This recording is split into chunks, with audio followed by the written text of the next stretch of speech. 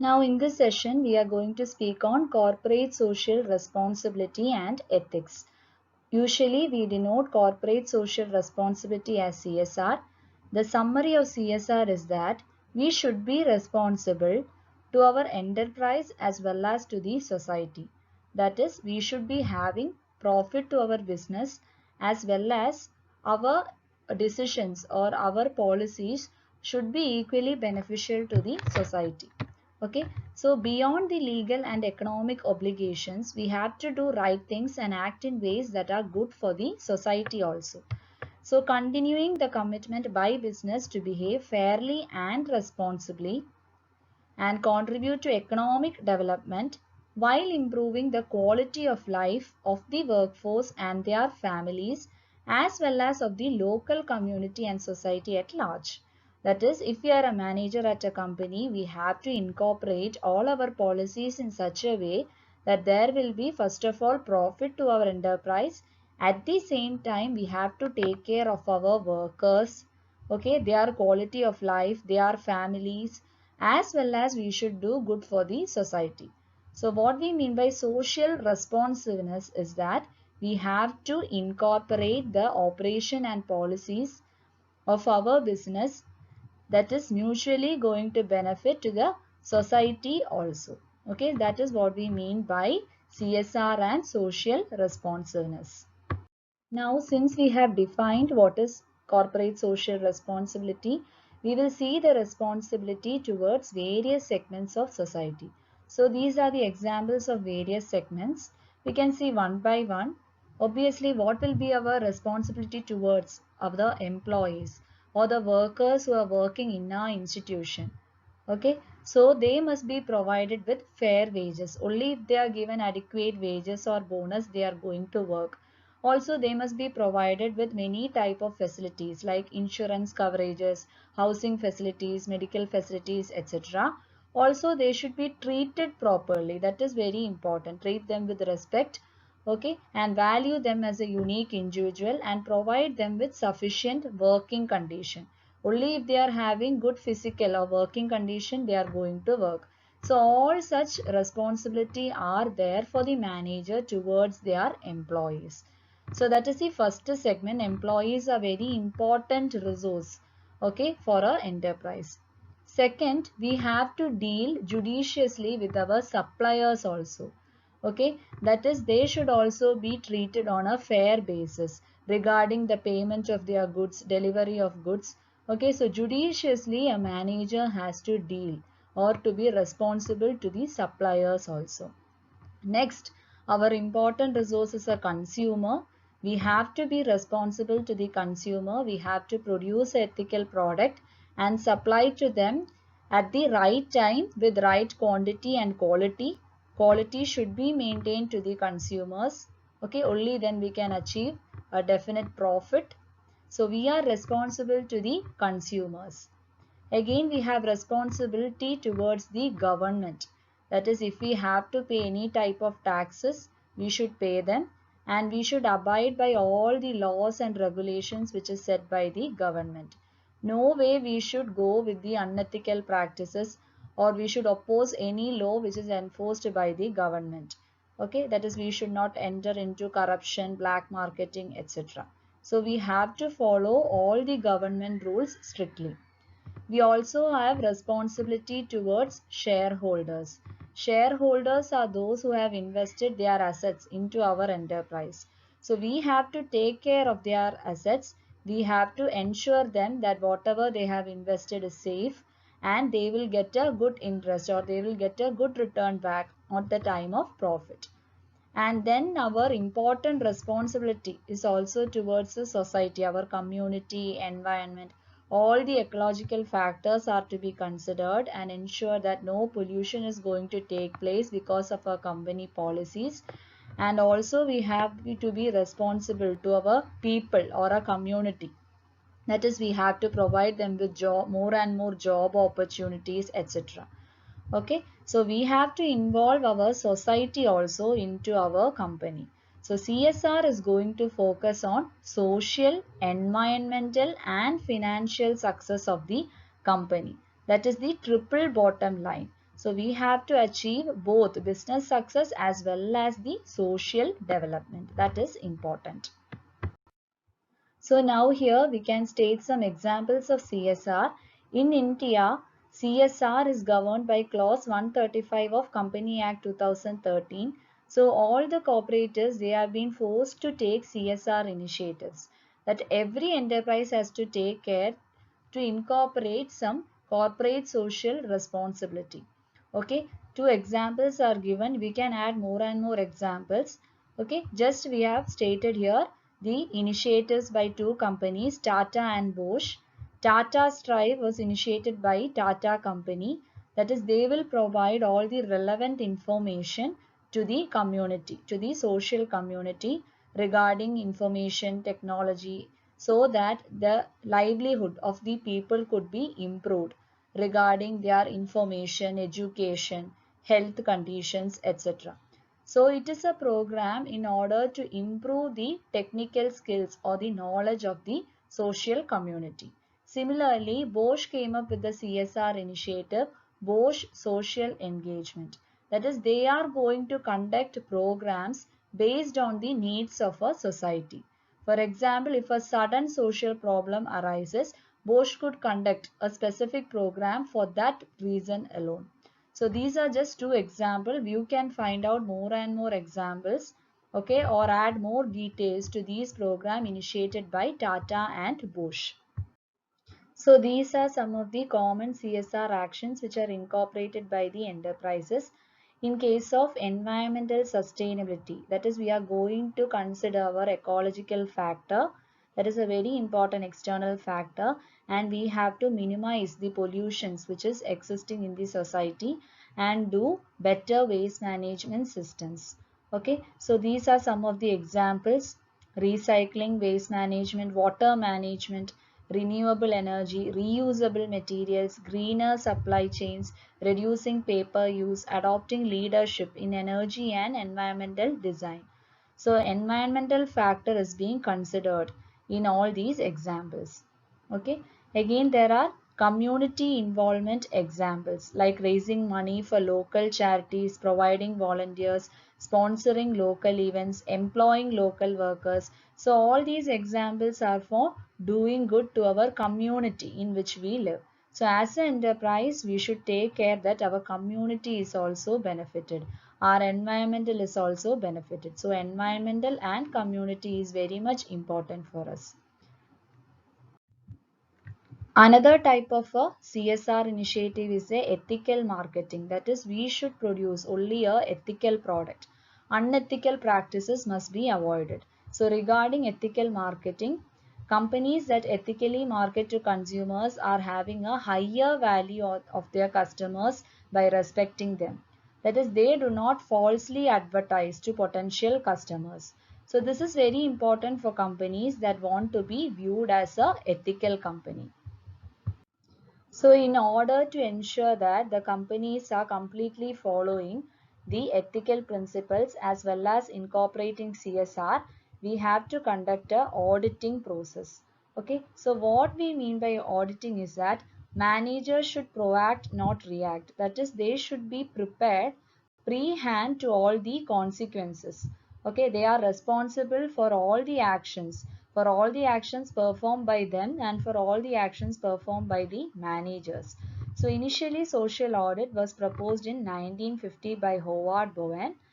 It is a commitment to systematic assessment of and reporting on some meaningful, definable domain of the company's activities that have social impact. So we should be responsible for all the actions, whether it is having a bad influence on the society, then we have to be answerable for all such questions. So that is why auditing came into practice. Now coming to the topic managerial ethics. We all are familiar with the word ethics, but now we have to also see the ethics perspective from the manager's side. Okay, so ethics come from the Greek word ethos, meaning custom or guiding beliefs. We know that whichever enterprise we are working in, it can be educational institution, it can be a hospital, it can be a business enterprise, Every enterprise is having a set or a code of ethics. What do you mean by a code of ethics? It will be a formal statement in which it will be clearly stated as to what is to be followed and what is not to be followed. So how can we define ethics? It is a discipline dealing with what is good and bad with moral duty and obligation. Always we are having obligation to the enterprise as well as to the society. So from the manager's side, he should follow all these ethical principles in the decision making process. So whenever he is going to make a decision, even in the case of emergency, he has to refer to this code of ethics. So business ethics, it will be a systematic study of all these morals and justice. So the managerial ethics is very important in the decision making process. It is a set of standard behavior, social norms and values, self-recognized moral standard, generally accepted that business should be conducted by the managers in the decision making process. Okay, so ethics is very important to be followed in all types of enterprises, and from the manager side it is his duty to make sure that whenever he is making a decision he is following the code of ethics, and also he should be responsible for all the actions performed by the workers. Now we'll come to the ethical theories. Generally, three ethical theories are being followed in enterprise: utilitarian theory, theory based on rights, and theory of justice. We will see one by one. First one, utilitarian theory.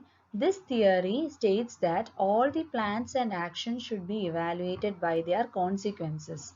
Here, the plans and actions are those which is performed by the managers. Obviously, we are speaking about managerial ethical theories. So whatever decision a manager is taking, it should be evaluated by its consequences, that is the end result. We have to finally see what are the positive effects and what are the negative effects. If the positive effects are going to outweigh the negative effects, then we can say that the manager has taken a good decision. That is, the general well-being of the workers is considered in utilitarian theory. So the managers are always supposed to take a decision in such a way that they are going to do good, okay, to a maximum number of people. So the theory is doing maximum good things to maximum number of people. Positive effects should outweigh the negative effects in enterprise. That is the utilitarian theory. Okay. Next is the theory based on rights. The theory based on rights states that all people have basic rights. Obviously, we are living in a democratic country. We are all having basic rights. So, it is a responsibility of the manager to take care that these rights are also being given in an enterprise. Similarly, all the individual workers, they should be treated, okay, with respect and dignity, and they must be given a basic pay. They must be given certain set of bonus, and also we should take care that they are having good working condition and a friendly atmosphere to work in. So all such fundamental rights, for example, that's the right to live or the right to speech, etc., should be guaranteed for the workers. Okay, so the workers, only if they are valued as a unique individual, they will contribute to the organization. So ethics, that is providing rights to the workers, is the next theory, theory based on rights. I hope the point is clear. Next we have a theory based on justice, theory of justice. That is, from these words you can understand fairness, equity and partiality. All the workers must be treated impartially. That is, they should not be classified in terms of their gender, caste, religion, etc. Although in business enterprise, we can generally classify the people based on their technical abilities or based on how much they have achieved, that is how much they have produced or their end result. Actually, it is possible to classify them only on such basis. But we should treat them impartially and we should not classify them on any other means. Okay, so that is the theory of justice. So these three ethical theories we have to know, and we have to state what is each theory with examples. Now in this section we can see how to institutionalize ethics. Okay, how we can make the workers to follow ethics in our company. First common way is establishing the code of ethics or company policy. Code is a statement of policies, principles or rules that guide the behavior. So this code is a formal statement and it is clearly stated what is wrong and what is right. That is, what are the things which should not be followed and what are the things which must be followed. So initially a worker who is being hired to the company has to sign this code and he has to take care that he is not violating this code. Okay, so if he is going to violate this code, then he will be answerable. So whichever enterprise we are working in, this code of ethics is a must. So it is most common to institutionalize ethics by using establishing the code of ethics. So this is the most common one. Second, we can use formally appointed ethics committee. That is, a group of people is assigned to take care that whether ethics is being followed by the manager as well as the workers. That is, on a periodic basis assessment should be conducted. Okay, but this is the least common way. That is a use of ethical board committee. Usually all companies are not having this type of practices. But if actually a committee is being placed, we can get more result in case of ethical ways. Okay, so next way is teaching ethics in management development programs. There should be programs conducted in between to teach ethics. Okay, this is also not much common, but nowadays companies are going for it. So these are the three ways by which we can institutionalize ethics. But at the end, it lies with the manager to see if ethics is being followed by the worker. Even though he may set a code of ethics and appoint a committee or teach ethics in management development program, he as a leader should show to others, okay, on how to follow ethics. And he should also try to encourage the workers who are following the ethics, and he should also try to discourage and report for the workers who are not following any ethical principles. So institutionalized ethics is always lying with the manager. A manager is responsible for everything which is going inside his organization. So again we can summarize on how to institutionalize or create an ethical workplace. Formal mechanism for monitoring of ethics, that is, we can appoint a committee, a written organizational code of conduct, and also widespread communication on ethics and CSR. By now we all are aware of what is CSR. So all the workers, they should be communicated on the ethical principles or the corporate social responsibility. Then only they will strive towards the establishment of business enterprise by keeping ethics in mind. And as I already told, leadership by example. This leadership is to be provided by the manager. That is, he should follow the ethical principles. Then only the workers are going to follow it. So that is the leadership by example. Encourage response against ethical deviation. That is, if any workers, they are going against the ethical code, they should be motivated to report it.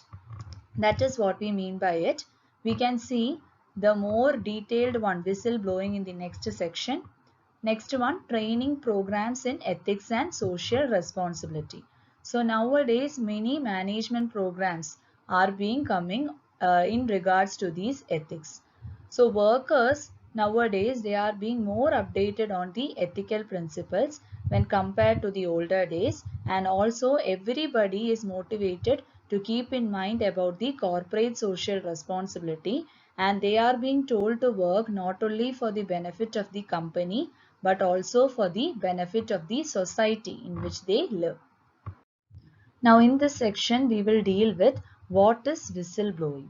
Okay, what we mean by whistleblowing is that if a worker who is working inside the company, or even he can be a former employee, he is going to find out that certain set of decisions are going to violate the ethical code of conduct and it is going to be harmful to the society, they can report such practices to the whistleblowing community. Okay, so it is a release of information by a member or former employee of an organization that is evidence of illegal or immoral conduct in the organization or conduct in the organization. Maybe a new decision is taken in the case of emergency. It may be good for the company, but it may be harmful to the society. So in such cases, the workers can report such cases to the whistleblowing community. The point to be noted here is that it can be done only by a member in the organization, okay, even a former employee, but not a witness of a crime or a reporter. A reporter cannot simply do the whistleblowing process. Now the condition for justified whistleblowing is situation of sufficient moral importance. If the situation of information is to disclosure people's life at stake, that is if it is going to be harmful for the people in the society. For example, in the case of side effect of drug or medicine, okay, we know about the case of endosulfan. So in such cases where it is going to be harmful for the ecological concern or it may be causing a pollution. In case of pollution also we can report such whistleblowing cases. Okay, and if it is harmful for the health of the people. So in all such cases the whistleblowing community will support us. And first of all, we can report such cases internally within the organization. Before directly approaching the whistleblowing community, we can directly report it to our manager. And if they are not responding, then go and approach this whistleblowing community. There was a Whistleblowers Protection Act made in 2011 by the Act of Parliament of India, which is providing a mechanism to investigate the alleged corruption and misuse of power by the public servants. And it also protects anyone who expose alleged wrongdoing in government bodies, projects and offices. That is, if you have reported any unethical practices to this whistleblowing community, you are not subjected to any type of harassment or there is a guarantee for the job security which is provided by this Whistleblowers Protection Act. Okay, so you have the right to report such unethical practices. You are made sure that you will be protected. Okay, so this is mainly done in order to protect the society in which we live in. There can be two types of whistleblowing, internal whistleblowing and external whistleblowing. Internal whistleblowing, as the name suggests, it is when an individual advocates beliefs or revelations within the organization. That is, he can report to his manager or he can report to his fellow workers and then finally to the management that certain set of unethical principles are being made by any of his co-workers. So that is the internal whistleblowing. Or even if a manager is finding out that a certain worker has performed the unethical practice, he can also perform internal whistleblowing in the initial stages.